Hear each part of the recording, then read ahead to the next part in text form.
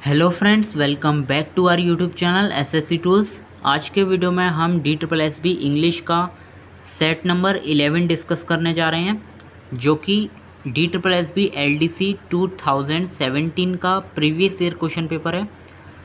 अगर आप DSSB की तैयारी कर रहे हैं तो चैनल को ज़रूर सब्सक्राइब कर लेना, क्योंकि अभी हमारी जो भी previous year question paper series चल रही हैं वो DSSB के अंतर्गत जितने भी एग्ज़ाम होते हैं उन सभी के लिए यूज़फुल हैं। तो अगर आप किसी भी एग्ज़ाम की तैयारी कर रहे हैं जो DSSB के अंतर्गत लिए जाते हैं, उन सभी के लिए हमारी previous year question paper series बहुत ज़्यादा बेनिफिशियल रहेगी। आप सभी इसको तैयार कर सकते हैं। तो चलिए वीडियो को शुरू करते हैं। तो हमारा जो फर्स्ट क्वेश्चन है वो पैसेज का है। हमें पैसेज को रीड करना है, उसके बाद क्वेश्चंस के आंसर करने हैं। तो चलिए हम सबसे पहले पैसेज को रीड करते हैं। तो पैसेज में शुरुआत में कहा गया है, throughout history there have been many revolutions that have occurred and changed human lives, such as American Revolution and the Industrial Revolution। मतलब थ्रू आउट हिस्ट्री यानी कि हिस्ट्री के दौरान there have been many revolution, बहुत सारी क्रांतियाँ हुई हैं। They have occurred and change human life, जो हुई हैं उन्हें ह्यूमन लाइफ को चेंज किया है। उन्होंने जितनी भी क्रांतियाँ हुई हैं उन्होंने ह्यूमन की लाइफ को चेंज किया है। जैसे कि अमेरिकन रेवोल्यूशन यानी कि अमेरिका की क्रांति, इंडस्ट्रियल रेवोल्यूशन जिसे कहते हैं औद्योगिक क्रांति, इन सभी ने। In the mid and late 20th century a revolution occurred that dramatically changed the field of agriculture, and this revolution was known as the green revolution। तो यहाँ 20वीं सदी की बात हो रही है। 20वीं सदी के मध्य में और अंत में एक रिवॉल्यूशन हुआ था जिसको हम कह सकते हैं कि ग्रीन रिवॉल्यूशन नाम दिया गया, और इसने एग्रीकल्चर यानी कि कृषि के क्षेत्र में बहुत बड़ा परिवर्तन लाया। फिर आगे कहा गया है, the green revolution was a period when the productivity of global agriculture increased drastically as a result of new advances. यानी कि ग्रीन रिवॉल्यूशन जो था वो पीरियड कैसा था, when the productivity of global agriculture, यानी कि वो ग्लोबल जो मतलब कह सकते हैं हम पूरी विश्व का जो एग्रीकल्चर कृषि है उसकी प्रोडक्टिविटी यानी कि उत्पादकता जो है वो बढ़ी। ड्रास्टिकली मतलब ग्रेटली, बहुत ज़्यादा बढ़ी। As a result of new advances, तो नए नए इससे लाभ हुए। ड्यूरिंग दिस पीरियड, इस पीरियड के दौरान नए नए chemical fertilizers and synthetic herbicides, pesticides were created. तो इन सभी का निर्माण हुआ इस रिवॉल्यूशन के दौरान। तो किस रिवॉल्यूशन की बात चल रही है अभी? Green revolution. ग्रीन रिवॉल्यूशन के दौरान क्या है कि केमिकल फर्टिलाइजर्स और हर्बिसाइड्स, पेस्टिसाइड्स, इन सभी का बहुत ज़्यादा क्रिएशन हुआ, बहुत ज़्यादा निर्माण हुआ। Chemical fertilizers made it possible to supply crops with extra nutrients and therefore increase yield. तो इन केमिकल फर्टिलाइजर्स जो हैं यानी कि रासायनिक जो फर्टिलाइजर्स होते हैं, उर्वरक, उन्होंने क्या काम किया? पॉसिबल बनाया टू सप्लाई क्रॉप्स यानी कि जो कृषि उत्पाद होते हैं उनको एक्स्ट्रा न्यूट्रिएंट्स पहुंचाने में, यानी कि न्यूट्रिएंट्स का यानी कि मतलब पोषण तत्व, जो पोषक तत्व होते हैं उसको पहुंचाने में इन्होंने मदद की, केमिकल फर्टिलाइजर्स ने। और इस तरह इंक्रीज ईल्ड, और जो कृषि होती है उसकी उत्पादकता को इन्होंने बढ़ाया। The newly developed synthetic herbicides and pesticides, आगे इसमें कहा गया है, the newly developed synthetic herbicides and pesticides controlled weeds deterred which also resulted in higher productivity. तो ये जो नए डेवलप्ड हुए थे सिंथेटिक हर्बिसाइड्स और पेस्टिसाइड्स, इन्होंने क्या काम किया कि कंट्रोल किया वीड्स को। अच्छा, वीड्स क्या होता है? खरपतवार कहते हैं इसको, वीड्स को। अगर आप कोई भी क्रॉप उगा रहे हैं, ग्रो कर रहे हैं, उसमें कोई अनवांटेड प्लांट्स अपने आप ही उगाता है जो उस क्रॉप को जो आप उगाना चाहते हैं उसको हानि पहुंचाता है, या फिर हानि नहीं पहुंचाता तो अभी उसको क्या करता है, उसके एरिया को घेरता है, तो उसकी ग्रोथ को कम कर देता है। सपोज़ अगर हम गेहूं को उगाना चाहते हैं तो उसमें अगर कोई अनवांटेड प्लांट्स अपने आप उगाते हैं जो गेहूं की फसल को प्रभावित करते हैं, नकारात्मक रूप से हम कह सकते हैं प्रभावित करते हैं, तो ऐसी जो फसल होती हैं उनको वीड्स कहते हैं। तो हर्बिसाइड्स और पेस्टिसाइड्स के जरिए जो वीड्स थी उसको हमने डिटर्ड किया, कंट्रोल किया। कंट्रोल मतलब नियंत्रण किया, और डिटर्ड मतलब उनकी रोकथाम की।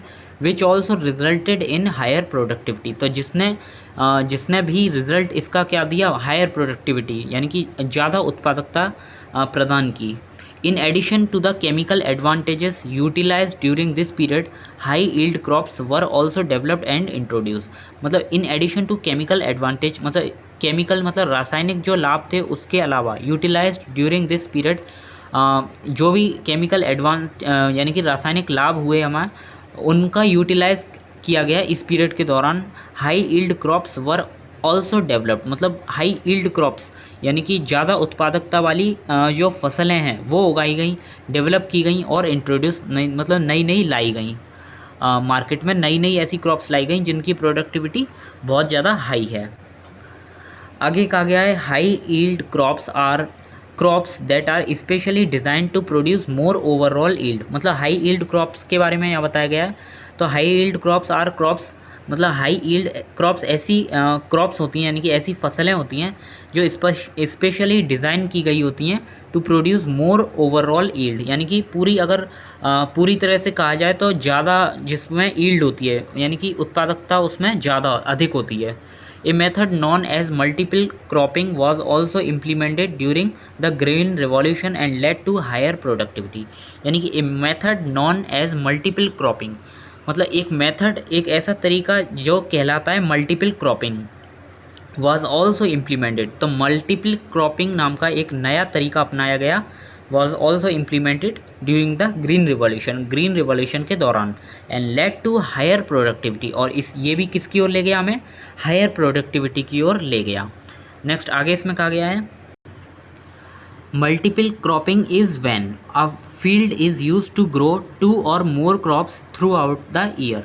मतलब मल्टीपल क्रॉपिंग इज़ व्हेन, मतलब मल्टीपल क्रॉपिंग कब होती है, जब when a field is used, एक जो खेत होता है वो यूज़ किया जाता है किसके लिए, टू ग्रो 2 और मोर क्रॉप्स, जब वो 2 या 2 से ज़्यादा क्रॉप्स को उगाने के लिए यूज़ किया जाता है थ्रू आउट द ईयर, एक साल के दौरान। So that the field constantly has something growing on it, ताकि जो फील्ड है उस पर कॉन्स्टेंटली लगातार रूप से कुछ ना कुछ उगाया जा सके। These new farming techniques and advances in agriculture technology were utilized by farmers all over the world and when combined intensified the result of green revolution. मतलब ये जो नया दीज न्यू फार्मिंग टेक्निक्स, ये जितनी भी नई तकनीक हैं और एडवांसेस यानी कि लाभ हैं एग्रीकल्चर के, तो agriculture technology were utilized by farmers, तो इनका यूज़ किया गया ऐसे फार्मर्स द्वारा ओवरऑल द वर्ल्ड, पूरे विश्व में फार्मर्स द्वारा इसका यूटिलाइज यानी कि उपयोग किया गया। एंड व्हेन कॉम्बाइंड, और जब इसका कॉम्बाइंड मतलब कह सकते हैं हम संगठित रूप से जब ये सामने आया तो इसने इंटेंसिफाई किया ग्रीन रिवॉल्यूशन के जो परिणाम, तो उनको और ज़्यादा इंटेंसिफाई किया और ज़्यादा बढ़ा के दिया। आगे इसमें क्या गया है, one person who is famous for his involvement in the green revolution is the scientist Norman Borlaug. तो इसमें आपने सुना ही होगा, ग्रीन रिवॉल्यूशन से जो संबंधित है फेमस नाम वो किसका है, साइंटिस्ट नॉर्मन बोरलॉग का। In 1940s, Norman Borlaug developed a strain of wheat that could resist diseases, was short, which reduced damage by wind and could produce large seeds, heads and high yields। तो Norman Borlaug ने जो 1940 में एक strain of wheat यानी कि wheat की एक ऐसी किस्म को इसने उगाया दैट कुड रेसिस्ट डिजीजेस, जो डिजीज़ यानी कि बीमारियों से लड़ने के लिए वो सक्षम था। वाज शॉर्ट, थोड़ा छोटा था भले, विच रिड्यूस्ड डैमेज, जिसने डैमेज को रिड्यूस किया, कम किया, बाई विंड, जो हवा चलती थी उससे जो डैमेज हो जाता उससे, and could produce large which, मतलब हवा से जो नुकसान हो जाता गेहूं को उसको सहने योग्य था ये। Could produce large seed heads and high yields, तो इसकी जो प्रोडक्टिविटी यानी कि हाई ईल्ड जो थी, इसकी ईल्ड्स जो थी वो हाई थी। हम कह सकते हैं कि इसने अच्छे सीड्स को उगाया और इसकी प्रोडक्टिविटी जो सीड्स की थी वो भी बहुत ज़्यादा हाई थी। आगे इसमें कहा गया है he introduce this variety of wheat in Mexico within 20 years the production of wheat has tripled. तो उसने ये इंट्रोड्यूस किया था, यानी कि इसमें ये इंट्रोड्यूस किया था जो नई वेराइटी थी वीट्स की, वो मैक्सिको में इंट्रोड्यूस किया था सबसे पहले नॉर्मन बोरलॉग ने, और 20 साल के दौरान इसका जो प्रोडक्शन है, उत्पादन वीट का, वो ट्रिपल हो चुका था, तिगुना हो चुका था।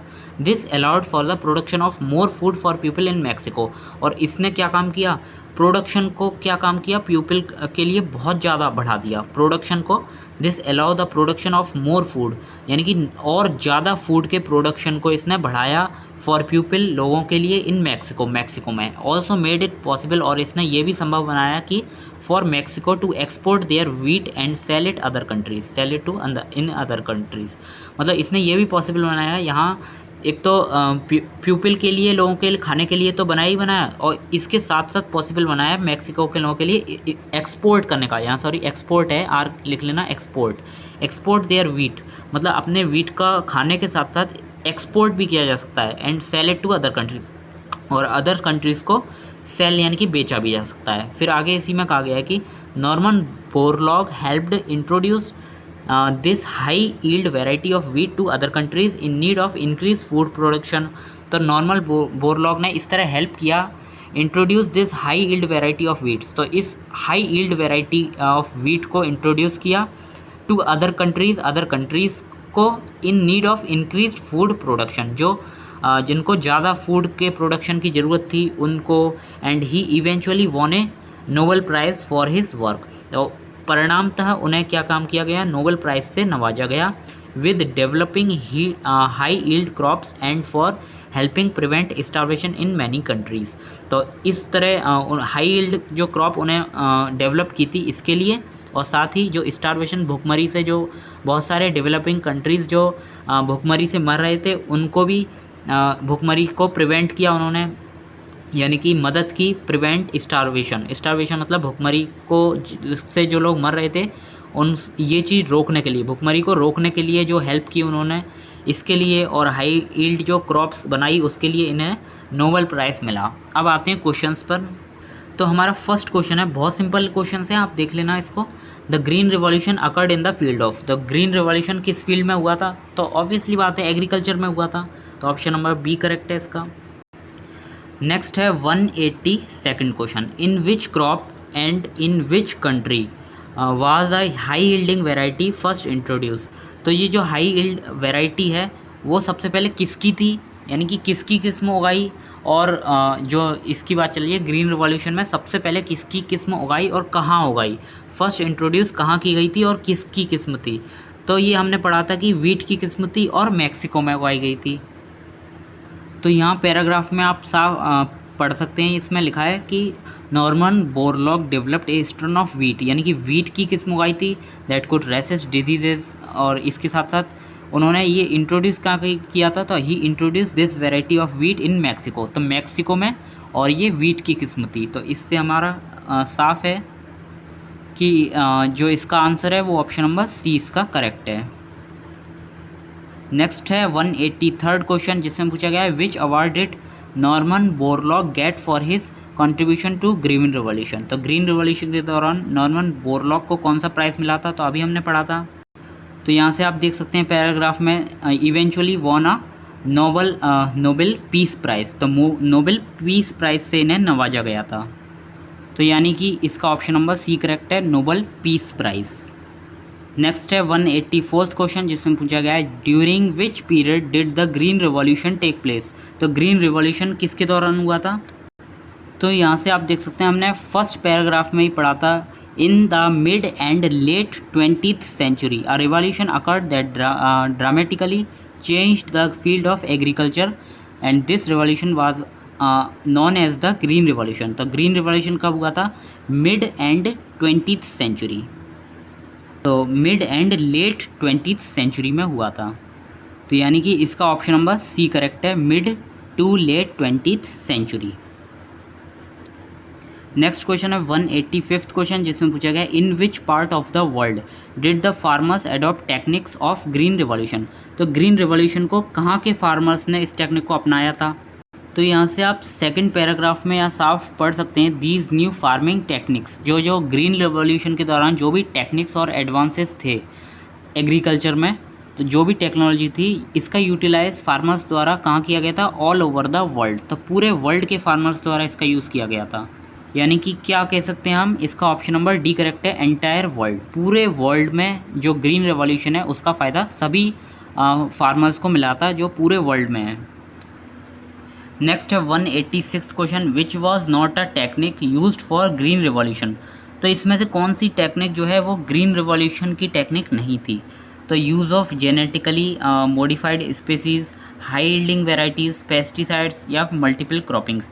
तो आपने पूरे पैराग्राफ के अंदर आपने हाई यील्डिंग वेराइटीज़ बहुत बार देखा होगा, पेस्टिसाइड्स, हर्बिसाइड्स ये भी देखा होगा, मल्टीपल क्रॉपिंग ये भी बहुत देखा होगा, बट जेनेटिकली मॉडिफाइड स्पेसीज़ ये आपने कभी नहीं पढ़ा होगा। अभी जो भी पैराग्राफ हमने पढ़ा, तो ऑप्शन नंबर ए इसका करेक्ट है, क्योंकि जेनेटिकली मॉडिफाइड स्पेसीज़ जो है वो ग्रीन रिवॉल्यूशन की टेक्निक नहीं है।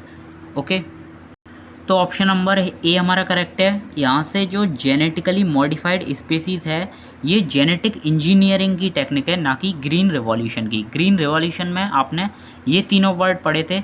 ग्रीन हाई यील्डिंग वेराइटीज़, मतलब ऐसी वेराइटीज़ जो हाई यील्डिंग रखती हैं, हाई मतलब प्रोडक्टिविटी देती हैं। पेस्टिसाइड्स का यूज़ देती हैं, और पेस्टिसाइड्स का यूज़ ताकि जो वीड्स होती हैं उसको नष्ट किया जा सके। मल्टीपल क्रॉपिंग, यानी कि एक साल के दौरान जितनी भी क्रॉपिंग होती है उसको ज़्यादा से ज़्यादा सपोर्ट किया जा सके। तो ये तीनों इसमें सही थी ग्रीन रिवॉल्यूशन के दौरान। जबकि जेनेटिकली मॉडिफाइड स्पेसीज़ इसमें कोई रोल नहीं है। ये जेनेटिक इंजीनियरिंग यानी कि आनुवांशिक इंजीनियरिंग में हम, आनुवांशिक अभियांत्रिकी में हम लोग ये पढ़ते हैं। नेक्स्ट है 187 क्वेश्चन, इसमें सिमिलर वर्ड छांटना है आपको, मोस्ट सिमिलर हो यानी कि सिनोनिम देखना है। डेवलपमेंट वर्ड है आपका, डेवलपमेंट का इसमें अर्थ क्या हो सकता है। अच्छा, डेवलपमेंट का अर्थ क्या होता है, विकास। तो एनरिच फर्स्ट है, सेकंड इवोल्यूशन, थर्ड है एम्पलीफाई, और फोर्थ है प्रमोशन। तो डेवलपमेंट मतलब क्या होता है, इवोल्यूशन, इवोल्यूशन यानी कि विकास। तो इसका आप सॉल्यूशन भी देख सकते हैं। डेवलपमेंट का अर्थ क्या होता है, the process in which someone और something groups changes and becomes more advanced, यानी कि विकास या उन्नति। जब कोई चीज़ ज़्यादा उन्नत हो जाती है तो उसको कहते हैं डेवलपमेंट। एनरिच का मतलब समृद्ध बनाना, एम्पलीफाई मतलब बढ़ा चढ़ा कर कहना, इवोल्यूशन का मतलब क्रमिक विकास या विकास होता है। तो यानी कि ऑप्शन नंबर बी हमारा करेक्ट है, इवोल्यूशन इसका सही आंसर है। नेक्स्ट है 188 क्वेश्चन, जिसमें डेकोरम का सिनोनिम पूछा गया है, यानी कि इसका मीनिंग पूछा गया है। तो मोस्ट सिमिलर जो डेकोरम का मीनिंग होता है वो क्या होता है, सिविलिटी। डेकोरम का मतलब होता है शिष्टता, शिष्टता, शिष्टता यानी कि जो सभ्य व्यवहार होता है तो उसको कहते हैं डेकोरम। तो यहाँ से इसका सॉल्यूशन आप पढ़ सकते हैं। डेकोरम क्या होता है, behaviour in keeping with good taste and propriety, मतलब मर्यादा, मर्यादापूर्ण जो बिहेवियर होता है उसको कहते हैं डेकोरम। एम्बेलिश का मतलब क्या होता है, सजाना या संवारना। रिचनेस का मतलब प्राचुर्य। सिविलिटी मतलब नम्रता या शिष्टता। तो डेकोरम का क्या होगा, इसका सिनोनिम में सिविलिटी। सिविलिटी क्यों होगा, क्योंकि डेकोरम का भी मतलब होता है मर्यादा, यानी कि बिहेवियर आपका कैसा हो, बहुत अच्छा हो, गुड टेस्ट हो, और प्रोप्राइटी यानी कि मर्यादापूर्ण हो। सिविलिटी का भी यही अर्थ होता है कि शिष्टता या नम्रता हो आपके बिहेवियर में। तो ऑप्शन नंबर सी हमारा करेक्ट हो जाएगा। नेक्स्ट है ग्लटनी। तो ग्लटनी का मतलब क्या होता है, लालच। तो इसका आंसर हो जाएगा option number A, greed. Greed मतलब भी लालच होता है। तो यहाँ से आप इसका सॉल्यूशन भी देख सकते हैं। ग्लटनी का मतलब क्या होता है, हैबिचुअल ग्रीड और एक्सेस इन ईटिंग। तो ग्रीड का मतलब भी लालसा या लालच होता है। तो जाइंट का मतलब विशाल होता है, इनॉर्मस का मतलब विशाल होता है, स्टोमक का मतलब आमाशय होता है। नेक्स्ट है प्रोपेंसिटी। अच्छा, प्रोपेंसिटी का मतलब क्या होता है, हिंदी में इसको कह सकते हैं प्रवृत्ति। प्रवृत्ति, तो बहुत से लोगों की अलग अलग प्रवृत्ति होती है, अलग अलग लोगों की अलग अलग टेंडेंसी होती है, यानी कि इसका ऑप्शन नंबर ए करेक्ट है। प्रोपेंसिटी मतलब टेंडेंसी, टेंडेंसी या प्रोपेंसिटी दोनों का ही अर्थ क्या होता है, प्रवृत्ति। प्रवृत्ति मतलब जो अलग अलग लोग होते हैं उनकी अलग अलग प्रवृत्ति होती है, अलग अलग नेचर होता है, तो उसको कहते हैं प्रोपेंसिटी या टेंडेंसी। तो यहाँ से आप इसका सॉल्यूशन भी देख सकते हैं। तो यहाँ से ये हमारा क्वेश्चन है जिसमें आपको वन वर्ड देखना होगा। इसके लिए वन वर्ड 191 क्वेश्चन है। Each of the following questions, एक सेकेंड। तो इसमें क्या कहा गया है, one word which can be used in place of group of words. तो इन ग्रुप ऑफ वर्ड्स के लिए एक वर्ड आपको सुटेबल वर्ड जो भी लगा हो उसको देखना होगा। तो to cover with thin sheet of metal और प्लास्टिक। तो मतलब किसी चीज़ को हम कवर करते हैं पतली सी जो शीट होती है मेटल की या प्लास्टिक की उससे, तो ऐसी चीज़ को हम क्या कहते हैं। तो आपको ये चीज़ तो पता होगी, लेमिनेट कहते हैं इस चीज़ को। लेमिनेट मोबाइल पे या फिर किसी भी मार्कशीट वगैरह होती है उस पर हम थिन शीट ऑफ मेटल या प्लास्टिक की या पॉलीथीन की वो चढ़ाते हैं तो उसको क्या कहते हैं, लेमिनेट कहते हैं। तो यहाँ से आप इसका सॉल्यूशन भी पढ़ सकते हैं, लेमिनेट होगा इसका अर्थ, क्योंकि लेमिनेट का मतलब क्या होता है, वही चीज़ to cover with thin sheet of metal और प्लास्टिक।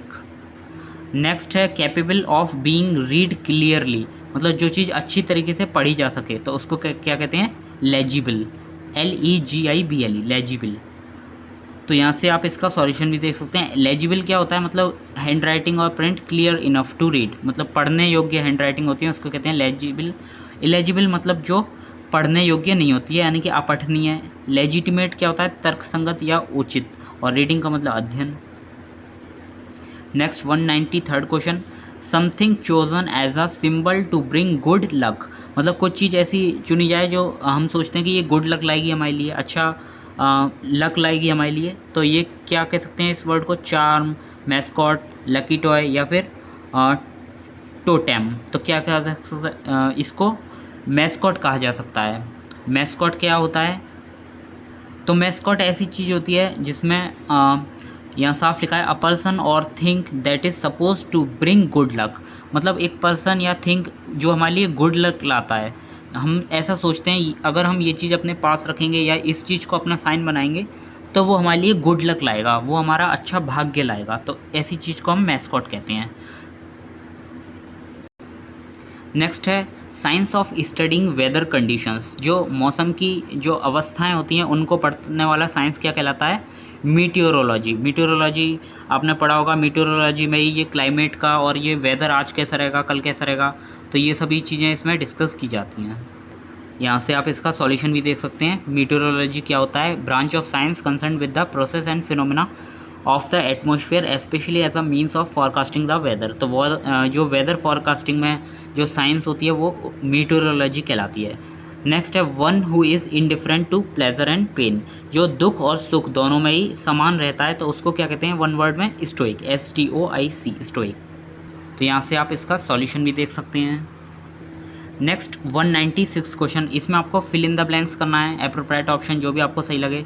तो द रॉबर हैज़ लिव्ड, एक second, okay, the robber has lived dash the gun all his life. तो यहाँ रॉबर क्या होता है, डाकू को कह सकते हैं हम। द रॉबर हैज़ लिव्ड, तो रॉबर ने हैज़ लिव्ड अपनी मतलब ज़िंदगी बिताई है, with his gun all his life, for his gun या बाई हिज गन या फिर on his gun.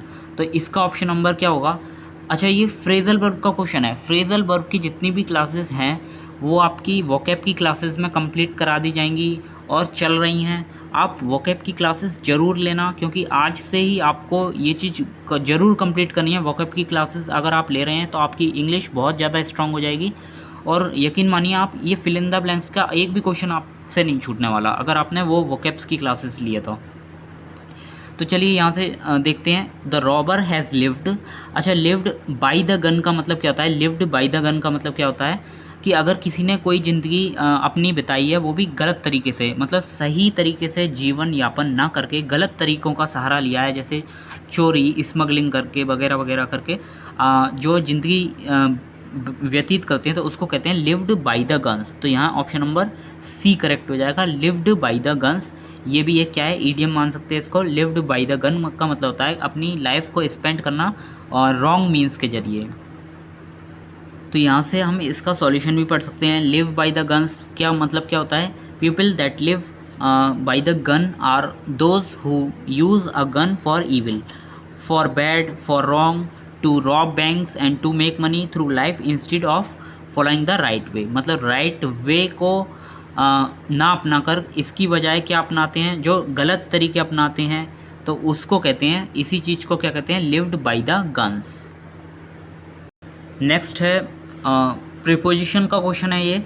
He can't या फिर he can not dissociate himself, dissociate himself what he said earlier, यानी कि जो उसने पहले कहा था, सॉरी एक सेकेंड,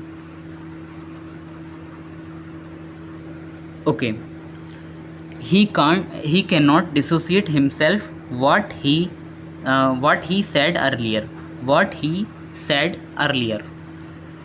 तो यहाँ इसका ऑप्शन नंबर क्या हो जाएगा, ऑप्शन नंबर D करेक्ट है, आपको दिख रहा होगा।